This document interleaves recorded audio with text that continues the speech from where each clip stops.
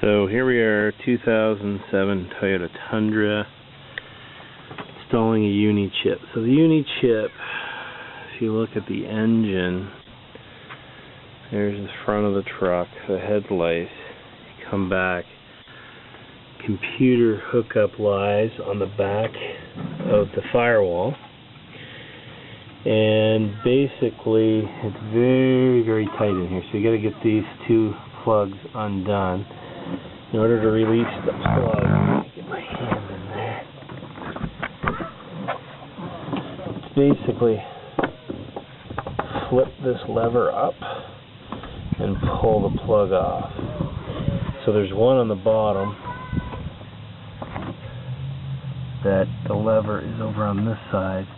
You can see the top of it, and you pull that down and pull the plug in. The battery terminal, it's negative.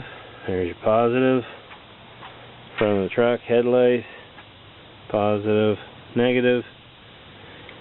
Undo this bolt, spread it apart, comes right off. So I'll go ahead and remove it. So with the battery terminal off, I just kind of laid it up there. There's my little machine that keeps rust off the body. Another story. So power is unhooked. Next step, we're going to come over here and we're going to unscrew this box right here, which is the fuse box.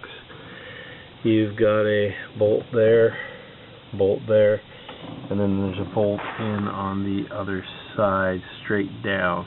So that one's going to be a bit tricky, but if you remove that, you can actually get your hand in there to unplug the computer. The Unichip computer plug on the bottom, this lever is on this side. On the bottom, it's on the other side, but on the plug from the Unichip, the bottom lever is actually on the left-hand side. And when you try to pull it up to tighten it, it actually hits the fuse box, so you can't actually close it. I know the instructions say just unplug these and plug it on, but not as easy as it looks. So we're going to go ahead and remove. So here we are. The bolts might come out a bit hard because they go through into the wheel well.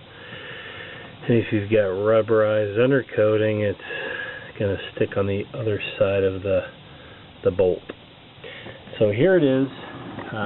You can see it's a little bit loose, so now you can move it back, get that plug in there, and pull the contact. So one thing to be careful of is the plugs on this 2007 Tundra are opposite. So remember, we saw the main ECU plug, the lever was on this side, but actuality, the way this is set up, you have to invert the plug to get it to fit. So basically, by looking at this, you can see here's all the small prongs, larger blocks here. So you got to look at the Unichip plug and see how when you take this off, this was off of the top. On the Unichip plug, I thought I was putting it on right, but this was actually on that side. So once I inverted it, it went on very good, and the levers are down. Here's the main dongle. The dongle sits up above the ECU, and basically now I'm going to plug the main two computer parts into the dongle, and from there, see the rubber grommet in behind. Basically use the tool to push these cables through the firewall into the main compartment. So here we are, all assembled. I read on the forums that it's a bit of a tussle. It's very tight, very hard. You've got to really pull on the wires and that kind of thing. As you can see, it's in there pretty tight. It was a tight fit. I'm a big guy. I really had to manhandle this thing. This lever under here has to come all the way out, but this cable is fairly short, so in order to push that closed, you really got to manhandle it. I was kind of worried about, driving, is this thing going to bounce around, but it's in there pretty tight. And leave the fuse box unhooked or unbolted until you get this mounted, because you're going to have to get into this little space again, and it's good that you can actually pull the fuse box back.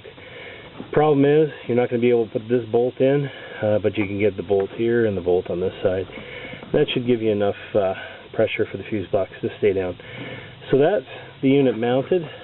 Again, we got to go through that hole, through the grommet, through the firewall, and into the cab with all the wiring. So we'll have a look when that's